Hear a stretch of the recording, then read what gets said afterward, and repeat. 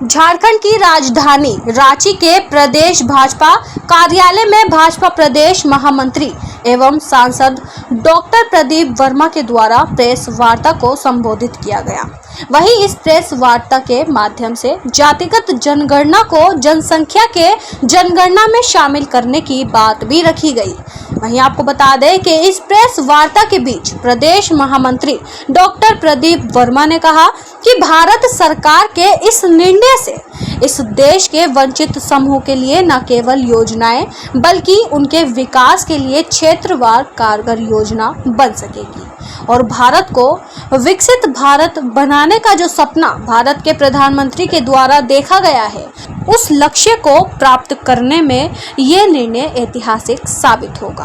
आइए देखते हैं इस प्रेस वार्ता के बीच प्रदेश महामंत्री डॉक्टर प्रदीप वर्मा ने क्या कुछ कहा है।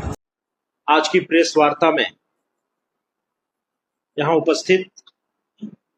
भारतीय जनता पार्टी के प्रदेश मीडिया प्रभारी श्री पूजन पाठक जी, प्रदेश के प्रवक्ता अजय शाह जी, कल 30 अप्रैल अक्षय तृतीया का पावन दिन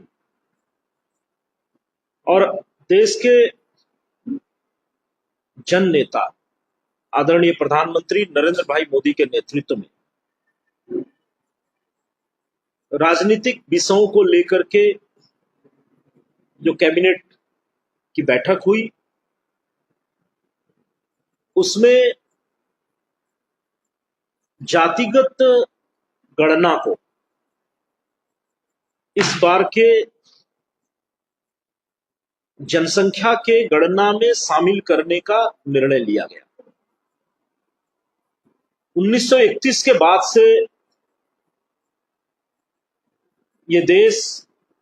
इसका इंतजार कर रहा था। आदरणीय प्रधानमंत्री जी को हम धन्यवाद देते हैं, उनका आभार व्यक्त करते हैं कि उनके नेतृत्व में भारत सरकार के द्वारा लिए गए इस निर्णय से इस देश का जो वंचित समूह है या वर्ग है, उसके लिए न केवल लक्षित योजनाएं एवं नीतियां बनाई जा सकेंगी, बल्कि उनके विकास के लिए क्षेत्रवार एक अलग से कारगर और प्रभावी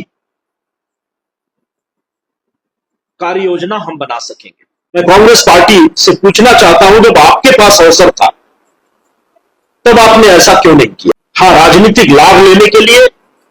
जरूर कुछ राज्यों में इन्होंने चोरी छुपे ये जातिगत जनगणनाएं करवाई, लेकिन पारदर्शी तरीके से और पिछड़े वर्ग के कल्याण को ध्यान में कभी भी कांग्रेस ने न तो कोई नीति बनाई न तो कोई कार्यक्रम तय किया।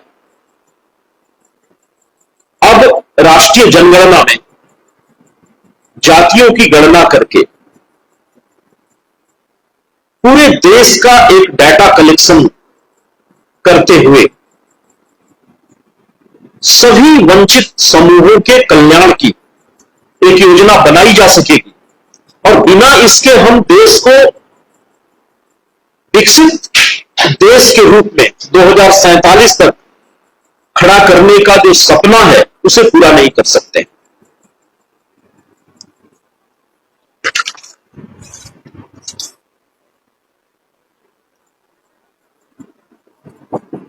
कांग्रेस सिर्फ सत्ता प्राप्त करने के लिए समय समय पे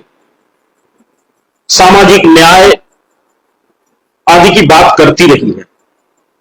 हाथ में संविधान लेकर के उनके नेता देश में जहां तहां कभी कभी दिख जाते हैं, लेकिन संविधान में इसका बहुत पहले से प्रावधान है कि पिछड़े वर्ग के कल्याण के लिए इस देश को नीतियां बनानी चाहिए। सेक्शन आर्टिकल 246 की जो यूनियन लिस्ट का क्रमांक संख्या 69 है, उसमें बराबर से यह कहा गया है कि देश की डेमोग्राफी का आकलन करना, उनकी गणना करवाना और उनके लिए लक्षित नीतियां बनाना यह केंद्र सरकार का विषय है। इस देश में बहुत लंबे समय तक आजादी के बाद से कांग्रेस का शासन रहा और कांग्रेस ने कभी जाति आधारित जनगणना या जातियों की गणना कराने का कोई कार्यक्रम पेश नहीं किया। भारतीय जनता पार्टी हमेशा से सामाजिक न्याय प्रदान करने की दिशा में प्रतिबद्ध रही है। आदरणीय प्रधानमंत्री जी के नेतृत्व में केंद्र सरकार के द्वारा लिया गया यह निर्णय भारतीय जनता पार्टी के सामाजिक न्याय प्रदान करने की प्रतिबद्धता को प्रकट करता है। हम पुनः एक बार समस्त झारखंड वासियों की ओर से और पूरे देश की ओर से आदरणीय प्रधानमंत्री जी का आभार व्यक्त करते हैं, जिनके नेतृत्व में यह निर्णय लिया गया है और बहुत जल्दी पूरे देश का एक जातिगत जनगणना करते हुए एक मैप प्रस्तुत किया जा सकेगा और उसके आधार पर विकास की नई रूपरेखा खींची जा सकेगी